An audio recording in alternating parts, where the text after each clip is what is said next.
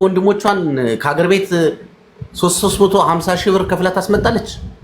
ስሙ እንደው በእናታችሁ ፍረዱ እስኪ። አራቱን 350 ሺህ ብር 700 ሺህ ብር 1.4 ሚሊዮን 1 ሚሊዮን 400 ሺህ ብር ውክልና ከአካውንቷ ሰጥታ እድሜ ልኳን የሰራችውን ብር አምጥታ እዚህ ቁጭ አድርጋ አሁን ጭራሽ ሁለቱ እንዳመጣሽ መልሰሽ ሀገራችን ወሰጅ ላኪን እዚህ አምጥተሽ እያሰቃየሽን ብለው ጠላቱ ነው አጣ። እናንተ ለምንድን ነው የራሳችሁ ምክንያት አርፋችሁ ኑሯችሁን አትኖሩም እንዴ? የእናንተ ህይወት የሚባል የላችሁም እንዴ? ምን ሆናችሁ ነው እንደዚህ የምትሆኑት? ግን ወንድ ልጅ ወደዚህ ሀገር ሲመጣ በጣም ከባድ ነው። ወንድ ልጅ ፈተናው እዚህ ሀገር ነው። ስራ ተብሎ የሚመጣው እዚህ ደላሎች እንደሚያወሩት እንዳይመስላችሁ። ካምፓኒ እናስገባቸዋለን፣ ካምፓኒ ህይወታቸው ይቀየራል ምናምን ገንዘባቸውን እስኪበሉ ነው። በቃ አይናቸውን በጨዋጥበው ሌቦች በቃ ቲክቶክን ተቆጣጥረውታል። የቲክቶክ ህግና ደንብ የለው። ቲክቶክ ላይ ደደቡ፣ እብዱ፣ በሽተኛው፣ ሌባው፣ አጭበርባሪው እኩል ነው እዚህ የሚናገረው። እናንተ እሱ ተከተለ አንዱ ተነስቶ አቀናብሮና አሳምሮ አጣፍጦ ሲናገር የኔንም አምጣልኝ ኮመንት እኮ እየገባ ያለው አምጪ ምን አገባኝ። ገንዘብሽ ካለቀ በኋላ አብረሽ እዚህ ጎዳና ትወጫለሽ። ሌላ ምን አለ? እናንተ ሐሳባችሁ እኛን ከሰው ጋር ለማጣላት ነው። እኔ እንገራችሁ ሰው የምታስመጡ ሰዎች ፈተናችሁን በራሳችሁ ጊዜ፣ መከራችሁን በራሳችሁ ጊዜ፣ ችግራችሁን በራሳችሁ ጊዜ ይጨምራችሁ። እኔ እንገራችሁ ካምፓኒ ነው የሚመጣው፣ ቀጥታ መጥቶ ካምፓኒ ነው የሚገባው። ምንም አንቺ ላይ ሸክም አይሆንብሽም፣ ችግር አይሆንብሽም እየተባላችሁ እየመጣ ሄዶ የሚሰራው ስራ በህይወቱ ሰርቶት የማያውቀውን ስራ ስለሚሰራ አብዶ ጨልሎ ነው የሚወጣው። ጨልሎ አብዶ ጤነኛ አይደለም ነው የሚወጣው፣ አብዶ ነው የሚወጣው። እዚህ እራሳችሁን እንትን በሉ ነግሬያችኋለሁ። እንዲህ አይነት ነገር ተጠንቀቁ። ለምንድን ነው ችግር ያለባችሁ? ችግር አይበቃም ወይ? ይስራ፣ በበረሃም ይሄድ፣ ከፈለገ ይሙት። ምን አገባሽ አንቺ? አንቺ 1 ሚሊዮን 400 ሺህ ብር አውጥተሽ አራት ወንድሞችሽን አምጥተሽ ቤተሰብና የሀገሩ መሬት ባዶውን እንዲያደር ጾሙን እንዲያደር አድርገሽ ለምን አመጣሻቸው? ጦርነቱን ፈርቼ ምኑን ፈርቼ? አዎ አሁን ሲያመጣሻቸው ቦታ በሰላም ይኖራል። እሱን አንቺ ወቂ።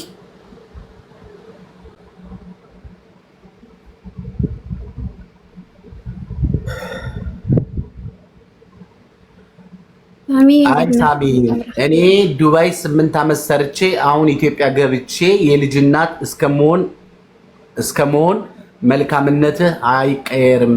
እግዚአብሔር ይጠብቅህ፣ አንቺንም እግዚአብሔር ይጠብቅሽ። እንኳን የልጅ እናት ሆንሽ፣ እንኳን ትዳር ያሽ፣ እንኳን ያሰብሽው ተሳካልሽ፣ እንኳን ጎበዝ ሆንሽ። ይሄ ደስ የሚል ነገር ነው። በቃ እንደዚህ ጀግና ብትሆኑ በቃ የሚያስፈልገው እሱ። ሰው የራሱን ህይወት ሊኖር ይታገላል። እናንተ የራሳችሁን ህይወት ቁልቁል ትከታላችሁ ቀብራችሁ። ሳሚ እኔ ላወራ ስላስገባኝ አመሰግናለሁ። መጀመሪያ እዚህ ሜዳ ላይ ማለት ነው ገንዘብ ተይዞብኝ ነበርና ሙሉ ማስረጃ አለኝ እንድታግዘኝ ነው። ስልክ ቁጥሬን በውስጥ ጻፍልህና ያለውን ማስረጃ ከጻፍኩልህ ካሳየሁ በኋላ በሚዲያ እንድታግዘኝ ነው።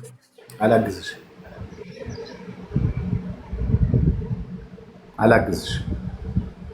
የተበላ ሰው እኔ ማገዝ አልፈልግም። እኔ ድጋሚ ሆስፒታል እንድገባና በሽተኛ እንደሆነ የማን መሳቂያ እንደሆነ ነው። ትናንትና የማን መሳቂያ ሲያደርጉኝ የነበሩ እኮ ደላሎች እናንተ ጠበቃ ስለሆኑ እንጂ ምንም ዘርቄው አይደለም። ማን ስለሆነ ገንዘብ ለምን ሰጠሽ? ንገሪኝ። ገንዘብ የሰጠሽውን ሰው ለምን ገንዘብ ሰጠ ወሰድክባት ብዬ ሳናግረው እኔም በሰላም እንትን ያለኛል። እንደዛ አይደለም። ከሴትዮዋ ጋር እኩል ለኩል እንደዚህ ቲክቶክ ላይ ነው ማናገር የምፈልገው። ሴትዮዋ ማን ነች? ሀቢባ ጋር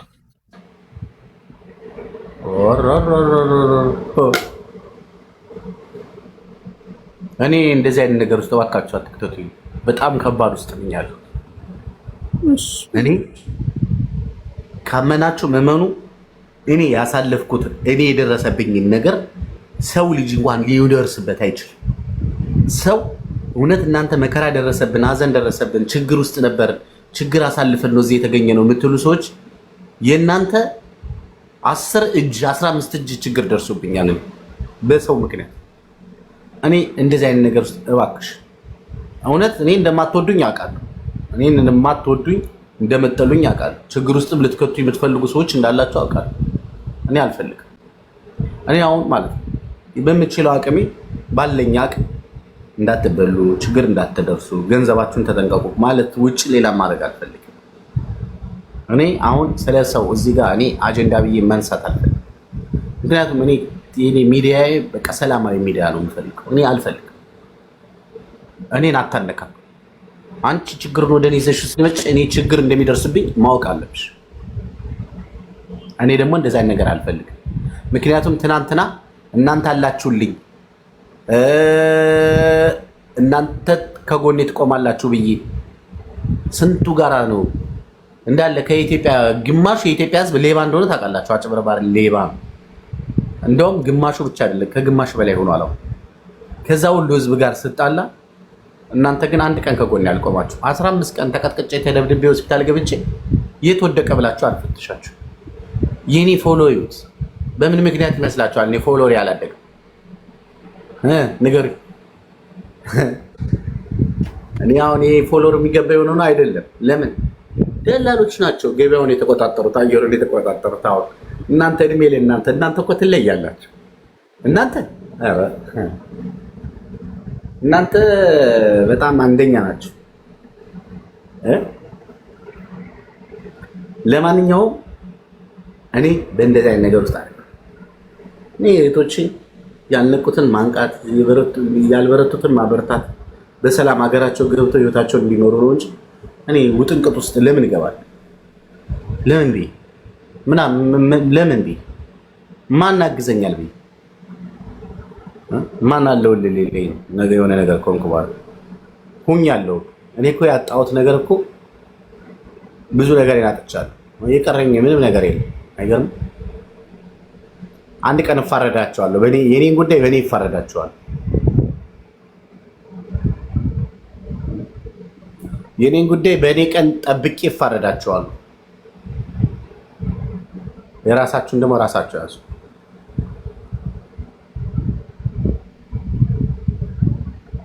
ለማንኛውም ጉዳይሽን ወደ ሌላ ቦታ ወሰጅ። ጋር አላስተናግድም። እሺ ይቅርታ። ሌሎቻችሁ ማውራት የምትፈልጉ ካላችሁ ሌሎቻችሁ አውሩ።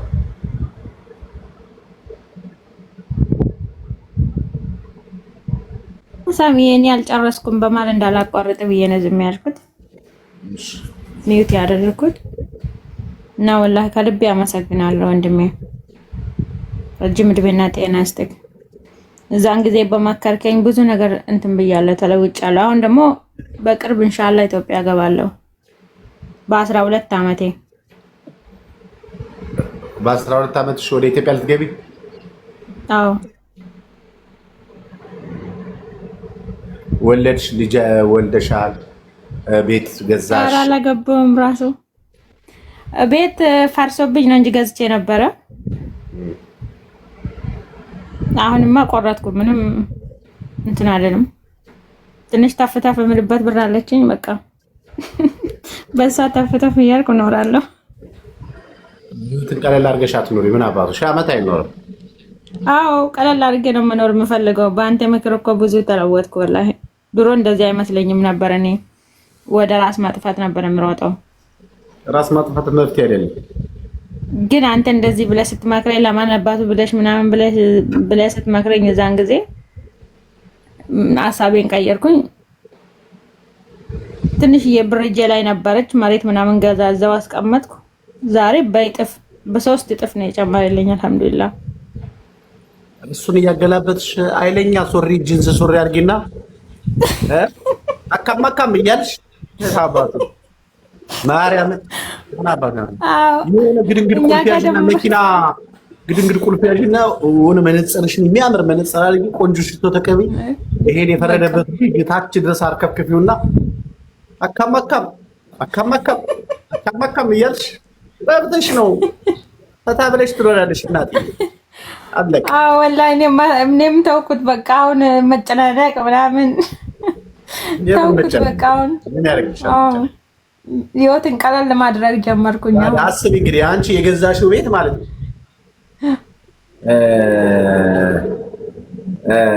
3 እጅ እጥፍ ካደገልሽ አሁን ደግሞ ያንን ሞራል ይዘሽ በዛ ሞራል የሆነች ዕቃ እየገዛሽ የሆነ ነገር እየገዛሽ የሚገርምሽ ገጠር የገዛሽውን በሬ በእግሩ አስነደታሽ ከተማ ብታመጪው 10,000 እና 15,000 ብር ታተርፊበታለሽ። አይገርም? በቃ የሚገርምሽ ነገር ማለት ነው እንቁላል ነጋዴ ብቻ እንዳትሆኝ ፈርስ ተገልብጦ ወላ አንተ እንደመከርከኝ ማለት ነው ሳሚ። የዛን ጊዜ ያው ጅማ እንደምታውቀው እኔ ጅማ ልጅ ነኝና ጅማ እንትን ነው በግ ምናምን ገዝቼ ለሰው ሰጥቼ ምናምን አሁን በቃ የለም። በጣም ተለውጫለሁ አልሐምዱሊላህ። በቃ አለቅ እንደዛ ነው መሆን ያለበት። 1000 ዓመታት ኖር አይዞሽ። ደግሞ አለ ትናንት የዛሬ ስንት ዓመት ነው እስኪ አስታውሽኝ። ራሴን ላጠፋ ነው ብለሽ ከኔ ጋር የመጣሽ ጊዜ ታስታውሻለሽ? 4 ዓመት አዎ 4 የዛሬ 4 ዓመት ራስሽ ልታጠፊ ተዘጋጅተሽ ጨርሰሽ አቅድሽ ለኔ ልትናዘሽ ስትመጪ እኔ ደግሞ ታይ ራስሽን በጣም መፍትሄ ህይወትሽን ነገ የተሻለ ቀን ይሆናል። ለምንድን ነው ራስሽን እንደውም ሰድቤሻለሁ። ከዛ ሰድበኛል ታስታውሳለህ ማለት ነው። በቃ ታወስሽ ጭንቅላቴ ቋራ አልዛገም ገና ነው። ከዛ የዋትሳፕ ቁጥር ምናምን ሰጠኝ በውስጥ ምናምን ልክልህ፣ ግን በዋትሳፕ አልመለስክልኝ። እዛ ግን ሰደብከኝ። እዛ ሰደቤ ምን ብዬ ዛሬ የቤት ባለቤት አደረኩ። አሁን ሙቺ ብትባይ ራሱ አትሞችም። አሁን አንቺ ሞትም ቢለሽ አልሞትም ገና ለሚሞተው ራሱ ሀሳብ ይዞኛል።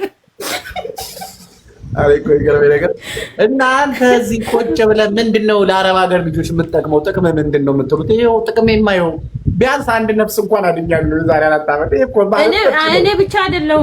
እኔ ብቻ አይደለሁም ወላሂ በየግሩፑ በየሰው እየላኩ ማለት ነው ያንተን ዩቲዩብ ከዛን ይመጣሉ ይጠቀማሉ። ብዙ ልጆች ተጠቅመዋል።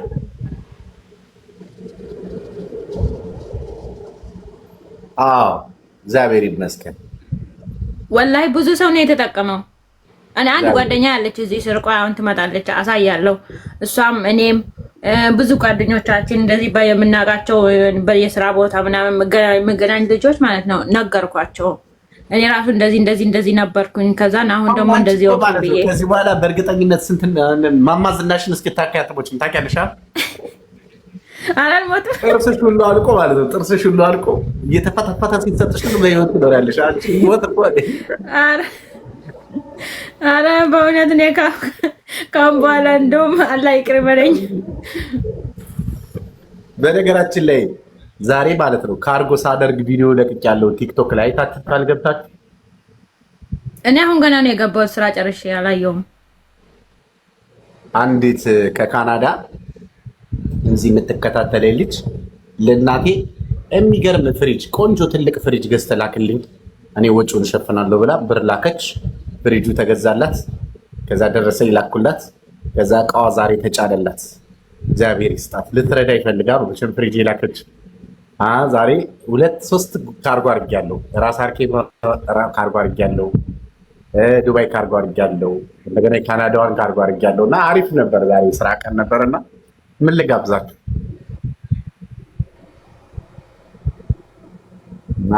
ምን ትጋብዘናለህ? እኔ በበኩል አንተ ራስህ ወላሂ በጣም እኔ ራሱ ባገኘክና የሆነ ነገር በጋብዝ ደስ ይለኛል። ኧረ እኔ አልፈልግም። ምን ልሁንላችሁ? ምን ትሆኑልኛላችሁ የሚባለውን አባባል ምን ልሁንልሽ? ምን ትሆኝልኛለሽ? ምን ልሁንልሽ ነው ያለው። እንደዛ በላንበት እንደዚህ ስራ ምትሰጡኝ እንደዚህ ደስ ቢለኝ ይሆናልበት። ማሻአላህ ምክርህ ይበቃናል። ወላሂ ምክርህ ራሱ ይበቃናል። ቴሌቪዥን ላክልኝ። የኛ መልካም ምክር ራሱ በቂያችን ነው። የኛ ጀግና እናመሰግናለን። ወላሂ ረጅም እድሜና ጤና ይስጥክ። በጣም እናመሰግናለን። እናመሰግናለን። እግዚአብሔር ይስጥልኝ። እስኪ አሁን ደግሞ ባላችሁበት ቦታ ሆናችሁ ዝም ብላችሁ የሰው ቲክቶክ ከምታዳምቁና የሰው አዳማቂና የሰው ድግስ ድንኳን ሰባሪ ከምትሆኑ ራሳችሁ ደግሞ ስራ ስሩ። ራሳችሁን ቀይሩ። ከቤት ጀመሩ። የሆነች ነገር እንቅስቃሴ ከቤት ጀመሩ። የሚገርማችሁ ዓለም በጣም የምትገርም ነች። ዛሬ